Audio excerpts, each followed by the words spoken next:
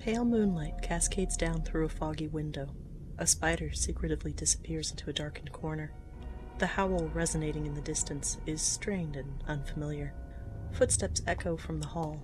However, you were supposed to be here alone tonight. You did lock the door, didn't you? Fear not, it's just me, Val from valkayink, and I bring treats from the DVD bin for the spooky season. My offerings this time around may be humble, but be warned, they are steeped in all things horrid, mysterious, and dangerously beautiful.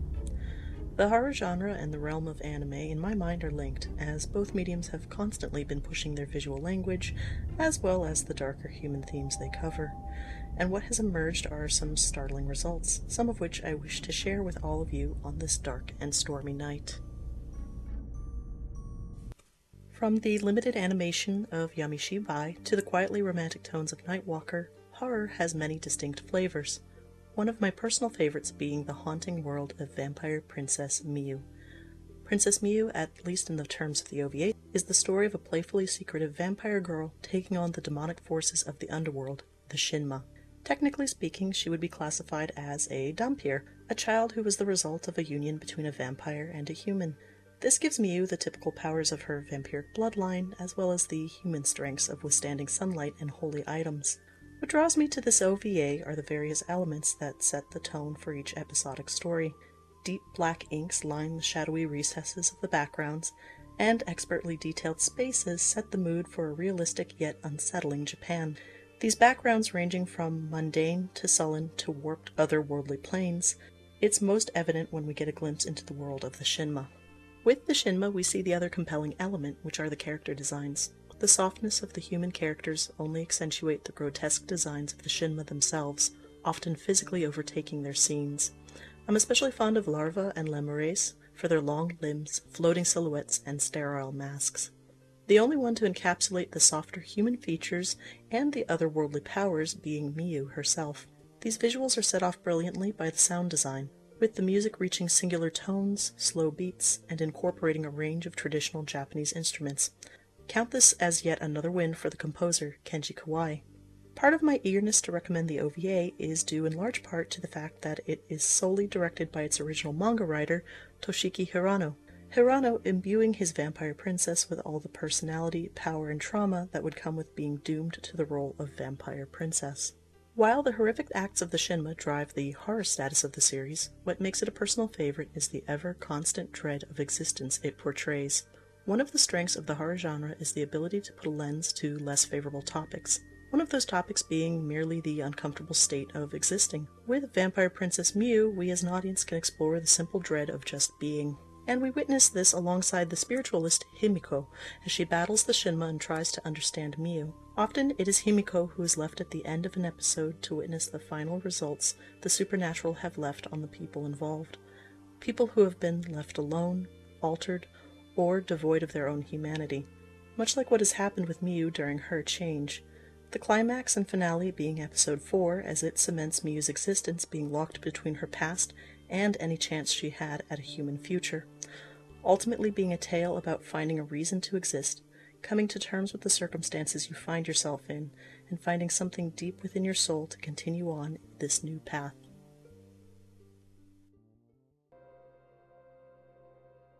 There is something at work in my soul which I do not understand.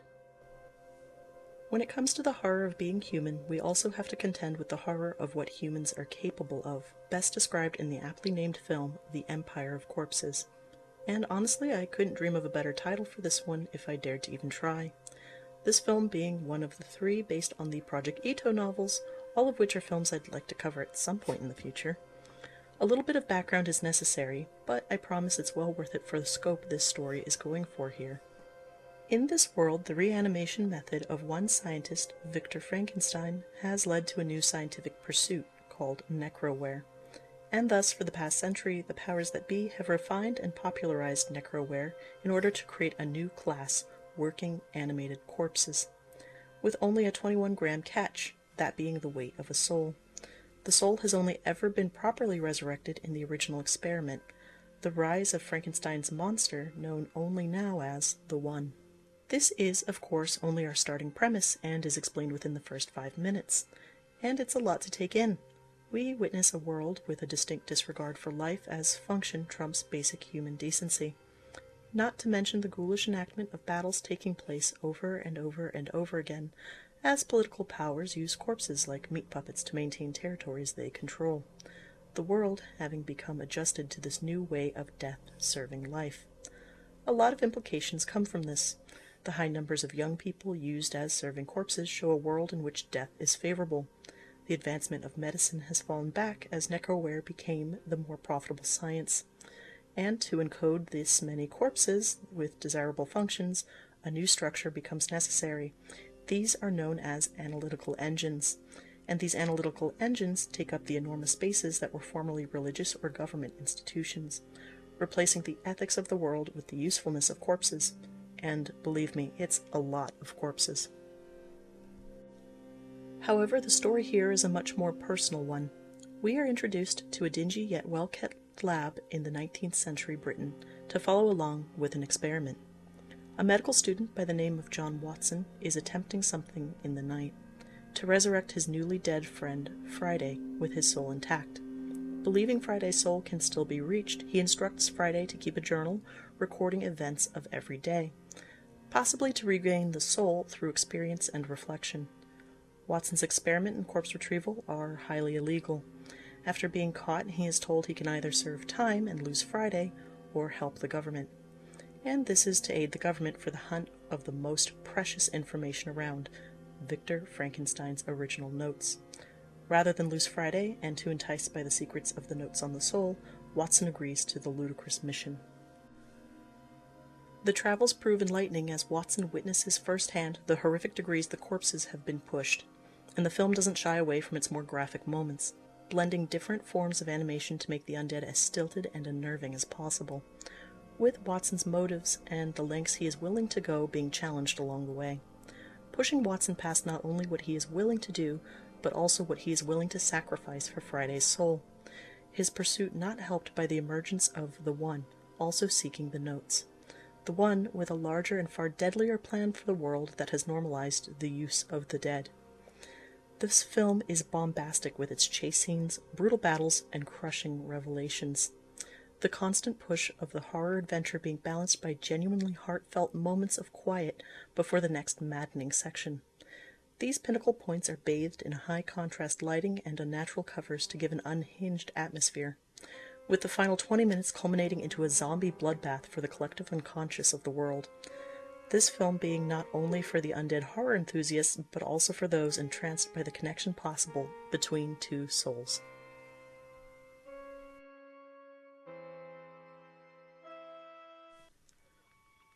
However, what about the soul that resides inside an object?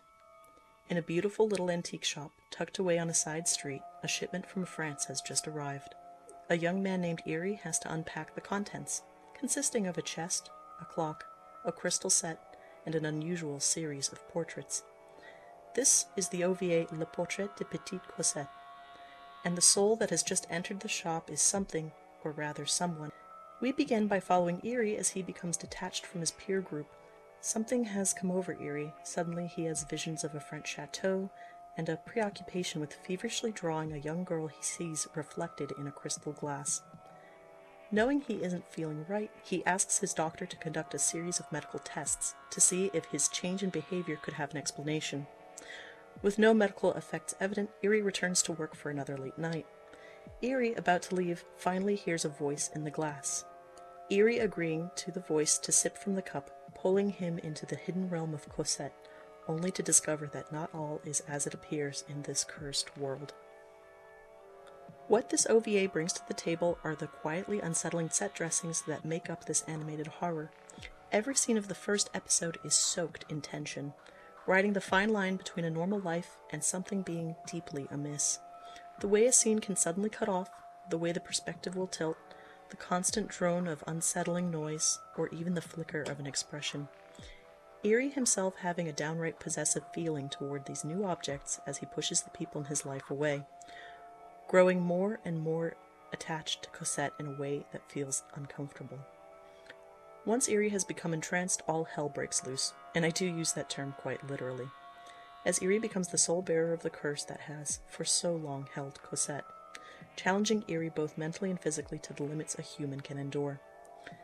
This is where the OVA shines, as surreal multimedia landscapes form in and out of reality, the production staff being particularly excited to mix as many styles and elements to create the illusionary prison of Cosette. The more Eri is pulled in and out of Cosette's world, the more we see the history and suffering Cosette has been through. If a curse is ultimately the wish to bring misfortune unto others, then I have a personal read on the illusionary world as being Cosette's curse unto others. It is the desire to have her misfortune not only recognized, but also be felt, for another soul to feel the degree of pain she endured during her end.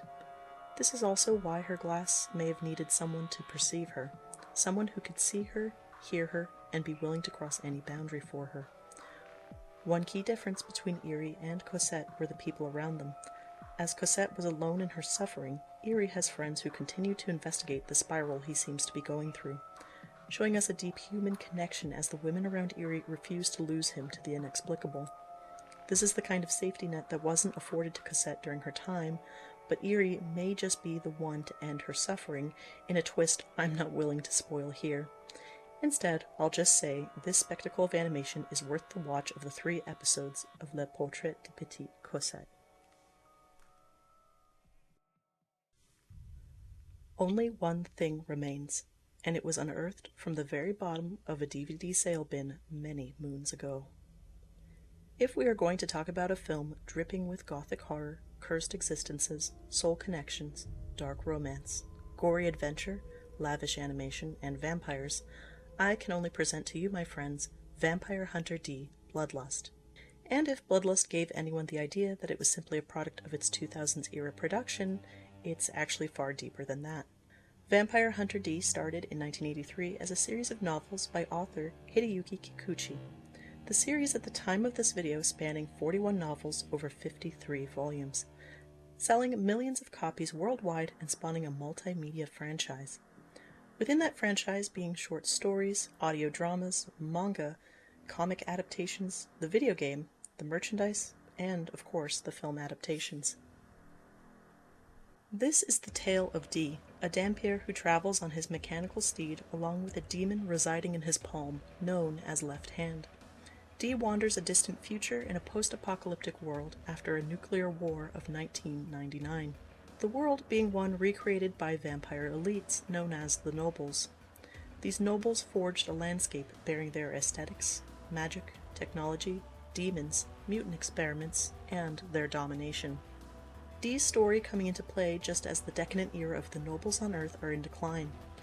Humanity has finally expanded and is regaining control. This change resulting in a lush, forested world littered in gothic structures, man-made outposts, and futuristic technology. Thus, Bloodlust isn't a product of its time, but rather it works in so many mediums through various decades due to the timeless quality of its retro-futurism. And so, while I adore and recommend 1985's Vampire Hunter D, for this video I'll focus on the film adapted from the 3rd novel Demon Death Chase, Vampire Hunter D: Bloodlust. On a moonlit night, a young woman is kidnapped by a noble vampire. The young woman's family then turns to hiring hunters to either retrieve her or destroy the vampire she may become. This involves contracting D and the feared Marcus brothers, in the hopes that one or the other will prevail. The hunt is on as the search, chase, and eventual showdown lead our hunters down dark twists and turns along the way. Just from the few clips shown during that very quick plot description, it's immediately evident how gorgeous the animation is throughout Bloodlust. The opening sequence alone going through multiple layers of animation compositing, all of which is guided by exquisitely drawn storyboards giving us a sense of scale, perspective, and movement. This is a quality that repeats throughout the film. Bloodlust being a shining example of not only digital expertise, but also classic animation performing at its highest levels. The background art painted by Yuji Ikehara being so expertly crafted, any piece could serve as cover art for a gothic horror novel alone. His paintings able to capture the wild beauty of dark forests, decaying graveyards, and castle interiors reminiscent of classics like Carmilla and Horror of Dracula. The only suitable inhabitants of this gloomy landscape being the highly rendered Bloodlust cast, the original characters being visually translated by Yutaka Minowa. The designs needed to complement the original cover art style of Yoshitaka Amano and the animation sensibilities of the director Yoshiaki Kawajiri, creating characters with varying scale and shape that ricochet off each other in both action and dialogue. The cell animation being some of the cleanest and most fluid I've personally ever seen. The animation appearing speedy in action scenes and gentle when necessary in calmer ones. And while I can speak on all of these parts in isolation, the true magic happens witnessing the synergy between all of these elements combined, working to tell the story of a powerful hunter cast in the middle of vampiric hate from humans and disdain from the nobles and mutants alike. He is living a never-ending existence on the fringes of both, constantly surviving blood-soaked battles while maintaining his own moral code. D decides what measure of trust, understanding, and violence is needed in any given situation. As we discover in his world, not all is cast in stone, and where danger lurks, also love can bloom. And this is the kind of love D will always treasure in his own stoic way. Terrifying, heartbreaking, and yet hopeful, I can't see a better film to round out your spooky anime movie night. So yes, this video was a lead up to a presentation on Vampire Hunter D, Bloodlust. I make these videos for a small group of in-real-life friends, and I've wanted to convince them to watch at least Bloodlust for years. Not all of my recommendations will be obscure. In fact, the only requirement is that it is an anime I value in some way. To everyone watching on YouTube, I hope I was able to present a few horror titles that feel at least complementary to Bloodlust. If you feel so inclined, please feel free to leave a comment confirming the recommendation for Bloodlust to my friends, or even leaving a like to save on time. Please know that a lot of amazing horror anime is missing in this video. Certain titles I do intend to cover at some point in the future. I am but a silly creature who is asked to recommend some anime for spooky movie night, with the added goal of presenting horror with beautiful aesthetics. I'm a firm believer that horror does not necessarily have to be divorced from the traditional idea of beauty. After all, a strong aesthetic in of itself is beautiful, and one of the best ways to reel back with horror is to lean in with something beautiful to begin with. And so with that, I'll take my leave before this dark and stormy night finally turns to dawn.